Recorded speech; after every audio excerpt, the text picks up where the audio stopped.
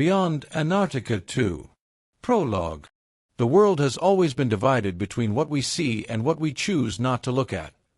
Between the familiar contours of civilization and the shadows that wait, patiently, beyond the edges of maps.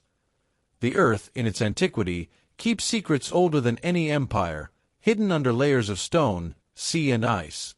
And the ice, with its unyielding silence, is perhaps the most faithful archive of a time that refuses to perish. The story begins where men rarely tread, in the polar kingdom, where the winds howl like ancient spirits, and the auroral light writes the unknown alphabet of the heavens. The expedition led by Mark Lasker was presented to the world as an act of knowledge, a further step in the adventure of science. But, beneath the declared intentions, burned a deeper flame, an ambition that went beyond simple discovery. The power to control the past to redraw the future.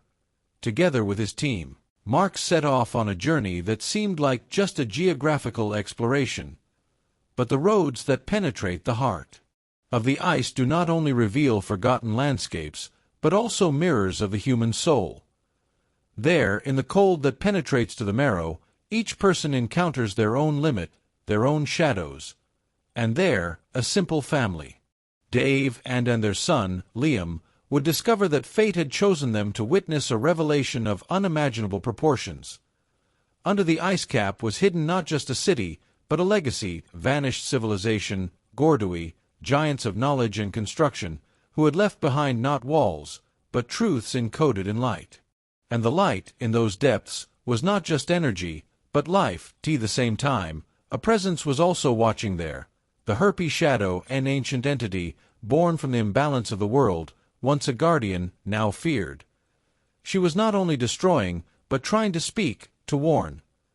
The prologue is not a beginning, but a gateway, a promise that what follows will not be just an adventure through ice and stone, but a confrontation with the great questions of humanity.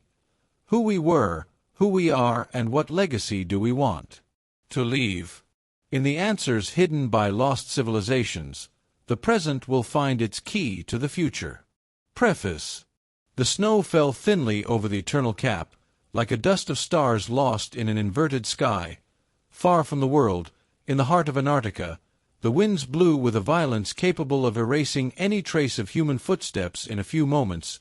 The white continent was, in the eyes of most, a lifeless ice desert, a silent immensity that did not reveal its secrets, but for the few who dared to look beyond the surface, it hid stories that were written before man and that exceeded the logic of history. It was said, among the ancient navigators, that the poles were not only geographical limits, but also gates to something else, to a memory of the earth preserved untouched by the passage of millennia. The stories were rejected by modern science, considered the fabrications of minds heated by the unknown. And yet, in every legend there is a thread of truth, hidden deep, waiting to be brought to light. Decades ago, American and Russian satellites had detected anomalies under the thick ice layer of East Antarctica, rectilinear structures, cavities impossible to explain by natural processes, shapes reminiscent of colossal ruins. The reports were immediately classified, transformed into state secrets. Officially, there was nothing there. Unofficially, those data would become the spark for the riskiest expedition in contemporary history. Mark Lasker, a financier and visionary with huge ambitions, had gathered around him a mixed team: explorers, scientists, technicians, and even a seemingly ordinary family, 𝕬𝖊𝖈 and their son, 𝕬𝖊𝖈. Their motivations were different. Some sought glory, others knowledge, others wealth. But what they did not know was that, once they entered the labyrinth of ice, nothing would belong to them anymore. Antarctica would rewrite them. From the first days, 𝕬𝖈 had been the one who had felt the presence of the continent differently. The child dreamed of giants of light, beings who seemed to speak to him beyond words. The adults looked at him with skepticism, blaming everything on imagination. But his dreams had a strange consistency, too detailed, too vivid. And when the unseen voices called him to the heart of the ice, it seemed that he held a key that the others had long lost. The truth began to emerge when the expedition discovered the first impossibly natural cavity, a perfect opening, dug as if by giant hands, hidden under layers of millennial ice. The atmosphere inside was charged with a tension that was difficult to explain. Each member of the team felt that they were stepping into a sacred space, where time no longer flowed according to the usual laws.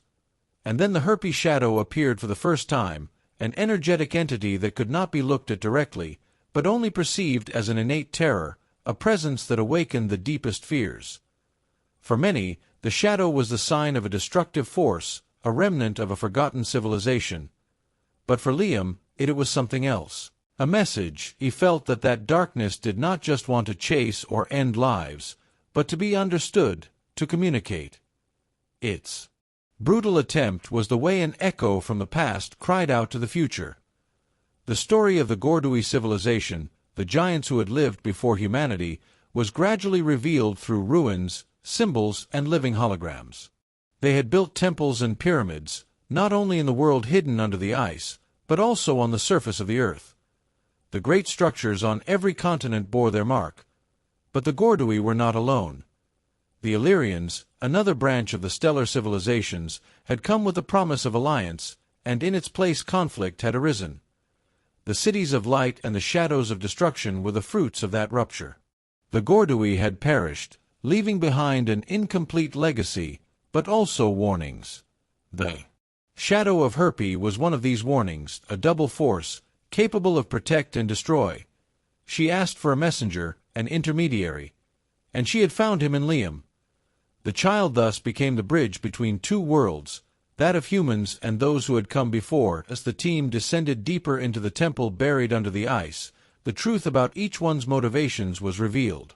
Lasker did not just want to reveal 𝕮𝖆's secrets, but to control them, to transform knowledge into a weapon of global power.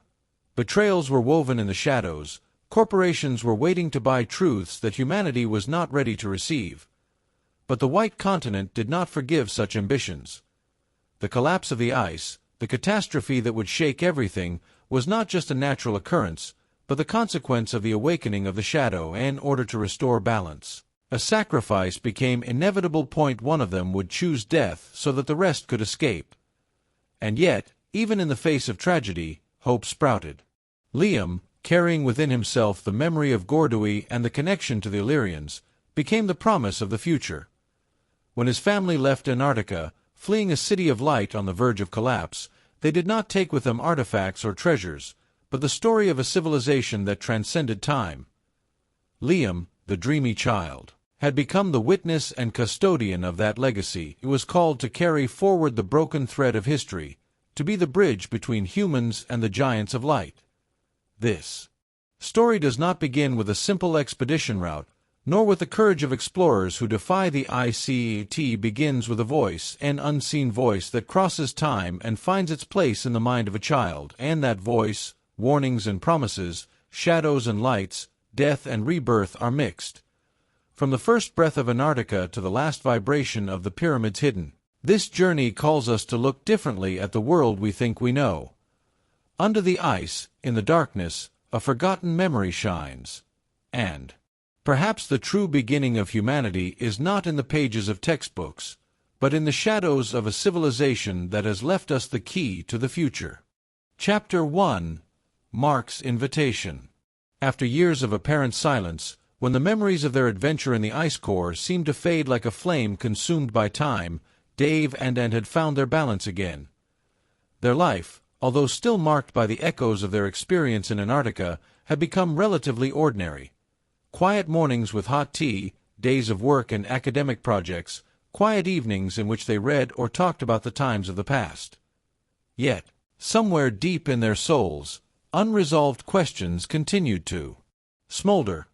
Antarctica was not just a closed chapter in their lives, but a door that had been left ajar and tempting them with the promise of new revelations. On a cold November morning, as light rain beat against the window of their London apartment, a discreet knock on the door changed their entire routine. When Dave opened it, he found no one, only a thick envelope, sealed with red wax. Sat on the mat. It seemed detached from other times, with its calligraphic writing, serious and at the same time familiar. When Anne saw the sender's name, her heart froze for a moment. Mark Lasker. Mark, the man who had been their guide, leader, and friend, but also the one who had opened their eyes to the mysteries hidden beneath the eternal ice. The last time they had seen him, he seemed determined to stay, to continue his studies and research deep in the White Continent, far from the world. The fact that he was now sending a letter inevitably raised 1,000 questions. With trembling hands, Dave broke the seal, and their gazes fell on the lines written with a surprisingly lively energy. My dear Dave and Anne, time has passed, but the call has not died down. I have discovered something that surpasses anything I have ever dreamed of. Antarctica has not revealed even half of its secrets. I am writing to you because I need you, but especially because I know that your heart has remained there, between icebergs and endless winds. I cannot tell you more now. It is only vital that you return. New expedition is being prepared, and without you it will not be complete. You will find all the details of the trip in the envelope. Trust me, we will meet again soon. Mark. And felt a wave of emotion and fear run through her body. Her gaze met Dave's, and for a moment there was no need for words. They both knew that their fragile silence had ended. The envelope contained more than a letter. There were plane tickets to 𝕬𝖊𝖈, the end of the world in Argentina, the starting point for Antarctic expeditions. There were precise instructions, but also a tone of urgency hidden between the lines. Mark was not the man to exaggerate. If he was calling them, it meant that what he had discovered was truly crucial, and the days that followed, 𝕬𝖊𝖈 oscillated between the desire to leave the past untouched and the irresistible thrill of a new adventure, and, although more cautious, felt that destiny was pushing her back towards those white lands, as if the thread of her life could not be woven any other way. Dave, on the other hand, was more impulsive. Deep down for him, the previous expedition had not been a conclusion, but only an introduction. And, you know, we can't ignore this, she said one evening, looking into the stove flame. Mark called us. What if what he found is dangerous? What if he needs us not just as friends, but as witnesses? And sighed, her hands folded on her knees. I'm afraid of what we might find there, Dave. Remember what we saw last time. It wasn't just science. It was something bigger than us, something no man should touch. That's exactly why we have to go, he replied firmly. We can't let such secrets be lost or worse, misused in a way. Their discussion was already a confirmation. They had decided, without saying it openly, that they would answer the call, and the weeks that followed, preparations began. And this time, the atmosphere was different. They were no longer innocent explorers, curious to see what the ice hid. They were survivors, aware of the risks. They knew that Antarctica did not forgive mistakes. They knew that every step on that continent could be the last. As they approached the departure date, memories came flooding back, and dreamed whole nights of green and blue lights dancing under the ice, of strange echoes, of the sensation that time itself was bending around them. Dave, on the other hand, remembered Mark's gaze, the feverish eyes of a man who had discovered a treasure trove of knowledge and who no longer wanted to belong to the ordinary world.